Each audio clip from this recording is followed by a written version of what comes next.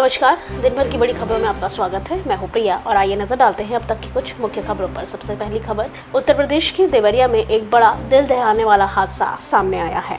यहां एक जमीन के विवाद में 6 लोगों की हत्या हो गई है। पहले के पूर्व जिला पंचायत सदस्य की हत्या की जाती है, उसके बाद प्रतिशोध में गाँव के भीड़ आरोपी परिवार पर कहर बनकर टूट जाते हैं। उन्होंने एक लाइन से पूरे परिवार को दर्दनाक मौत दे दी। देवरिया जिले में रुद्रपुर कोतवाली के फतेहपुर में लेहड़ा टोला पर सोमवार की सुबह भूमि के विवाद में एक पूर्व जिला पंचायत सदस्य प्रेम यादव को पीट कर मार डाला था। उसके प्रतिशोध में उमड़ी भीड़ आरोपी पक्ष के सत्यप्रकाश दुबे के दरवाजे पर पहुंच गई। धारदार हथियार और असलहों से लैस लोगों ने पति पत्नी, 2 बेटे और दो बेटी और एक बेटे को मार डाला, जबकि एक बेटा गंभीर रूप से घायल है। बताया जा रहा है कि रुद्रपुर कोतवाली में अभयपुर टोला निवासी पूर्व जिला पंचायत सदस्य प्रेम यादव की एक जमीन लेहड़ा टोला निवासी सत्यप्रकाश दुबे के दरवाजे के पास है, जिसका विवाद काफी समय से दोनों पक्षों में चला आ रहा है। इसमें प्रेम ने धान की रोपाई कराई थी। सुबह विवादित भूमि पर प्रेम गए थे और इसी बीच सत्यप्रकाश से विवादित भूमि को लेकर बहस हो गई। देखते ही धारदार हथियार से पूर्व जिला पंचायत सदस्य की हत्या कर दी गई। कुछ ही देर में काफी संख्या में लोग सत्यप्रकाश दुबे के दरवाजे पर पहुंच गए। वहां उसकी हत्या की गई है। असले से लैस लोगों ने फायरिंग करते हुए धारदार हथियार से सत्यप्रकाश की हत्या कर दी। भीड़ घर में घुस गई और उसकी पत्नी किरण, बेटी सलोनी, नंदिनी, बेटा गांधी की हत्या कर दी। अगली खबर, प्रधानमंत्री नरेंद्र मोदी ने सोमवार को महात्मा गांधी और पूर्व प्रधानमंत्री लाल बहादुर शास्त्री को उनकी जयंती पर श्रद्धांजलि अर्पित करी है। प्रधानमंत्री ने राजघाट पर महात्मा गांधी को पुष्पांजलि अर्पित की, जहां प्रार्थना की आयोजन भी किया गया है। प्रधानमंत्री ने एक्स पे पूर्व में ट्विटर पर पोस्ट करते हुए कहा कि गांधी जयंती के विशेष अवसर पर मैं महात्मा गांधी को नमन करता हूँ।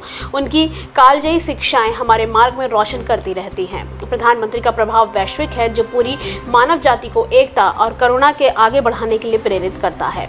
हम हमेशा उनके सपनों को पूरा करने की दिशा में काम करते रहते हैं। राजघाट पर प्रधानमंत्री मोदी के अलावा उपराष्ट्रपति जगदीप धनखड़, लोकसभा अध्यक्ष ओम बिरला, दिल्ली के उपराज्यपाल वी के सक्सेना और कई मंत्रियों ने भी महात्मा गांधी को पुष्पांजलि अर्पित करी। इसके बाद प्रधानमंत्री ने पूर्व प्रधानमंत्री लाल बहादुर शास्त्री को उनकी जयंती पर विजय घाट पर श्रद्धांजलि दी। एक्स पर पोस्ट करते हुए मोदी ने कहा कि लाल बहादुर शास्त्री जी को उनकी जयंती पर याद कर रहा हूँ। उनकी सादगी, राष्ट्र के प्रति समर्पण और जय जवान जय किसान का प्रतिष्ठित आह्वान आज भी गूंजता है और पीढ़ियों से प्रेरित करता रहा है। मोदी ने कहा, भारत की प्रगति के प्रति उनका अटूट प्रतिबद्धता और चुनौतीपूर्ण समय में उनका नेतृत्व अनुकरणीय है। हम हमेशा मजबूत भारत में उनके दृष्टिकोण को साकार करने के लिए काम कर रहे हैं। अगली खबर, आज 2 अक्टूबर को देश भर में राष्ट्रपिता महात्मा गांधी की 154वीं जयंती मनाई जा रही है। देशवासियों ने अंग्रेजों के खिलाफ उनकी लड़ाई के लिए और मानवता के रास्ते पर चलने के लिए बताई गई उनकी बातों को याद किया। इस दौरान कांग्रेस के पूर्व अध्यक्ष राहुल गांधी ने भी जयंती के मौके पर बापू को याद किया है। उन्होंने कहा कि भारत को जोड़ने का रास्ता महात्मा गांधी ने ही दिया था। आपको बता दें कि सोशल मीडिया प्लेटफॉर्म एक्स पर राहुल ने लिखा कि सत्य, अहिंसा और सौहार्द का रास्ता, भारत को जोड़ने का रास्ता महात्मा गांधी ने ही दिखाया था। बापू को उनकी जयंती पर शत नमन। उन्होंने एक वीडियो भी शेयर किया है जो भारत जोड़ो यात्रा का है। बता दें कि पिछले साल कन्याकुमारी से 7 सितंबर को भारत जोड़ो यात्रा की शुरुआत की गई थी, जो जनवरी 30 को कश्मीर में जाकर समाप्त हुई थी। इस दौरान राहुल गांधी ने लगभग 4000 किलोमीटर पैदल का सफर तय किया था। इस दौरान राहुल गांधी ने एक वीडियो शेयर किया था। बता दें कि वीडियो में भारत जोड़ो यात्रा के दृश्य हैं। वीडियो की शुरुआत राष्ट्रपिता महात्मा गांधी के उस बयान से होती है जिसमें वे कहते हैं कि खुद में वे बदलाव लाइए जो आप दुनिया में देखना चाहते हैं। इसमें महात्मा गांधी ने उन पलों को दिखाया जिसमें वे लोगों से मिल रहे हैं और उनके साथ यात्रा कर रहे हैं। वीडियो में राहुल कहते हैं कि भारत जोड़ो यात्रा की सोच महात्मा गांधी जी की ही थी। ये रास्ता महात्मा गांधी ने ही हिंदुस्तान को दिया था।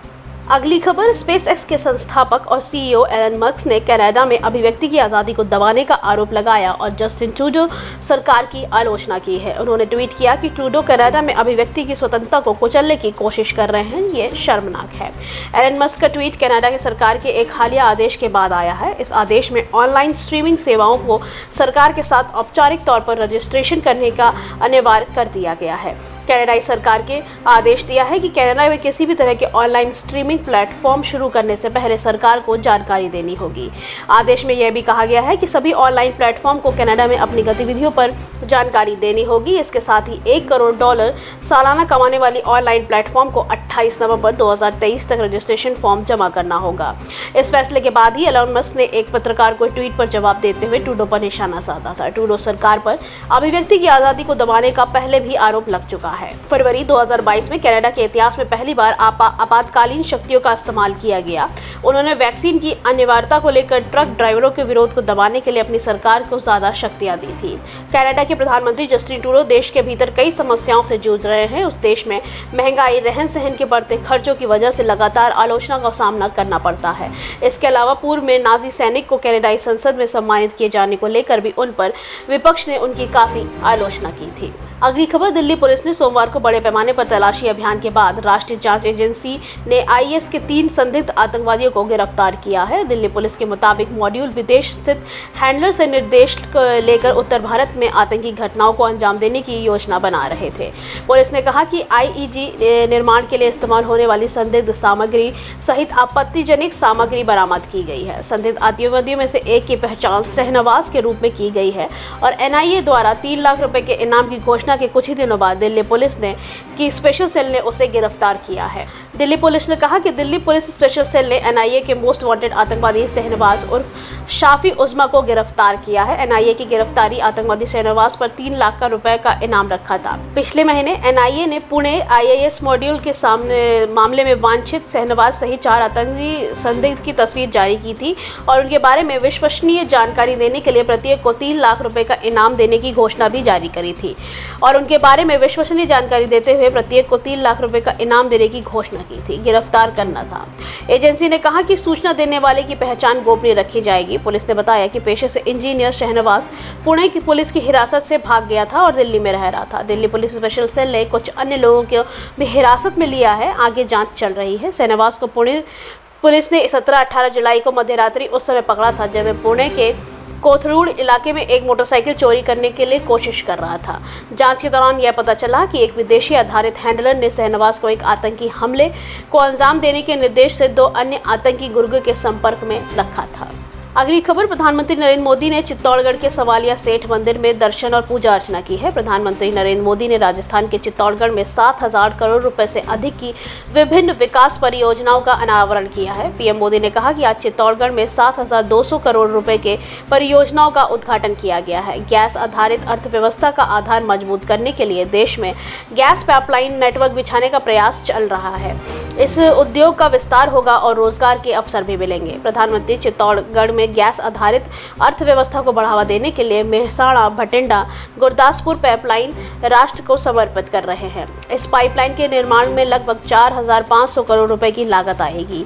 प्रधानमंत्री आबू रोड में HPCL की LPG प्लांट का भी लोकार्पण किया। यह संयंत्र प्रति वर्ष 86 लाख सिलेंडरों के बॉन्डिंग और वितरण करेगा तथा इससे सिलेंडर पर ले जाने वाली ट्रक संख्याओं की संख्या की प्रति वर्ष 0.7 मिलियन की किलोमीटर की कमी आएगी, जबकि प्रति वर्ष लगभग 5 मिलियन टन कार्बन डाइऑक्साइड उत्सर्जन को कम करने में मदद मिलेगी।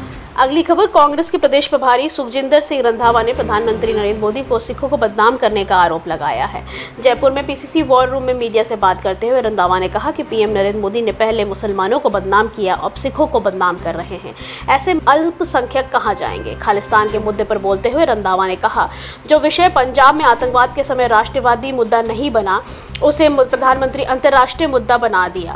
कनाडा के साथ भारत के चल रहे विवाद पर सुखजिंदर सिंह रंधावा ने कहा कि अटल बिहारी वाजपेयी भी बीजेपी के प्रधानमंत्री थे, लेकिन वे भारत की बात करते थे। प्रधानमंत्री पूरे देश के प्रधानमंत्री होता है, उन्हें देश के लिए बोलना चाहिए। रंधावा ने कहा, चुनाव तो होते हैं, पीएम राजस्थान आकर बोलते हैं।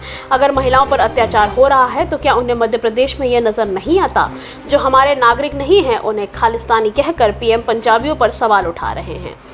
रंधावा ने कहा कि प्रधानमंत्री को देश के जोड़ने की बात करनी चाहिए, ना कि हिंदुओं और सिखों को बांटने की। ऐसा कहकर प्रधानमंत्री सिखों की अखंडता पर बोल रहे हैं। आज भी जब पाकिस्तान से लड़ते हुए कोई शहीद होता है तो सबसे पहले किसी पंजाबी का शव आता है। क्या पंजाबी देशभक्त नहीं है?